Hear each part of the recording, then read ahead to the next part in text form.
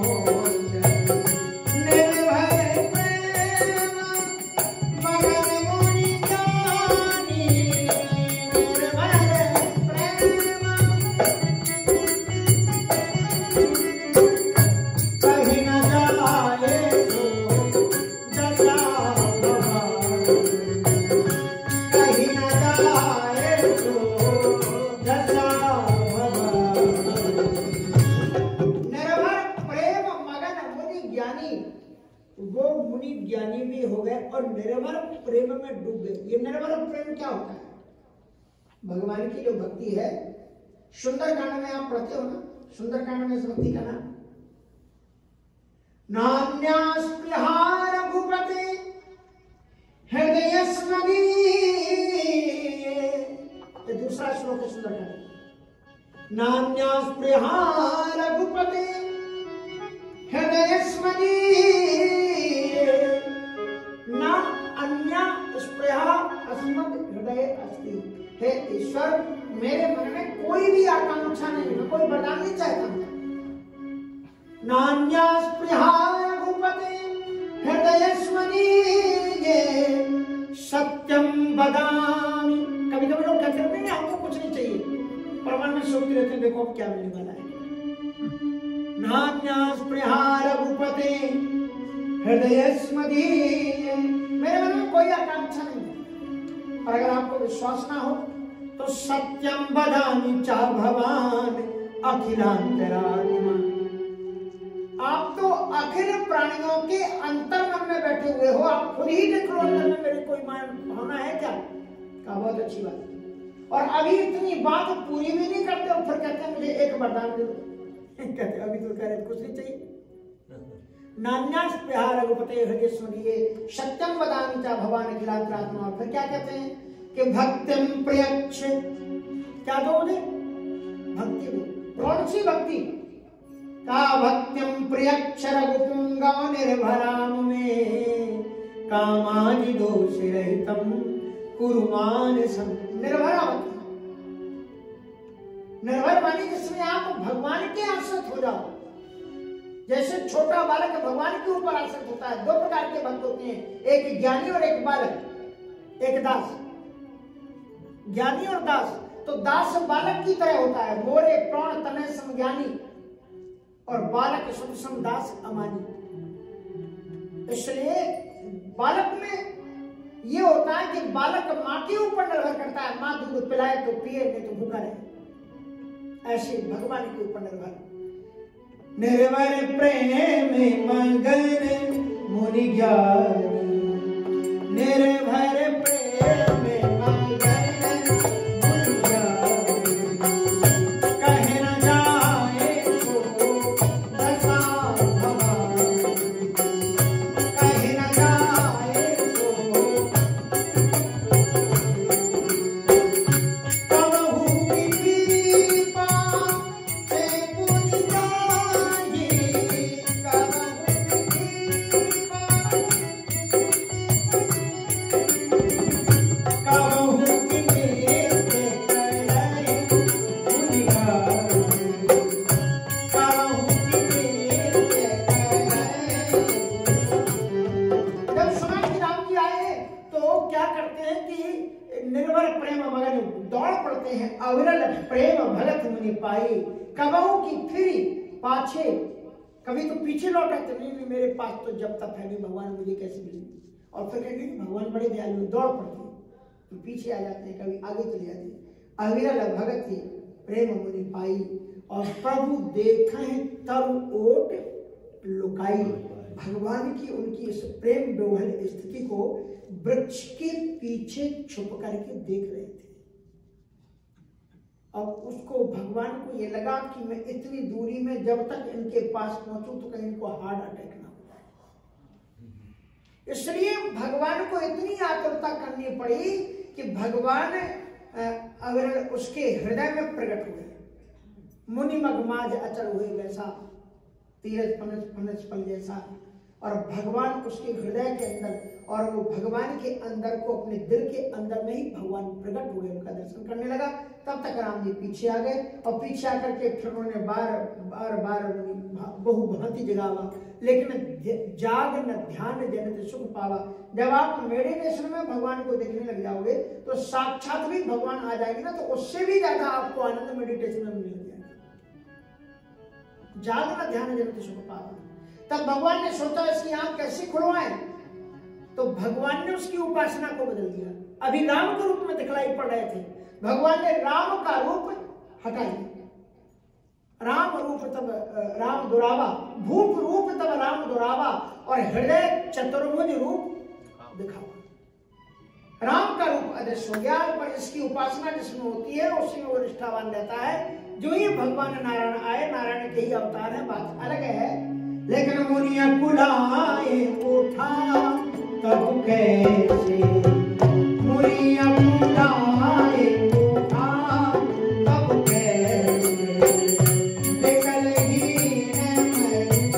हरि बर जैसे, निकल ही हरि बर जैसे। राम के रूप को अदृश्य होते ही ऋषि व्याकुल हो गए, और जैसे कि जल के बिना मछली व्याकुल हो जाती है। और फिर देखा कि भगवान सामने है। भगवान ने दौड़ करके हृदय से लगा लिया। गोस्वामी तुलसीदास जी की उपमा देते हैं, मुनि मिलत असोहि कृपाला, कनक तरहि जल भेंट तमाला।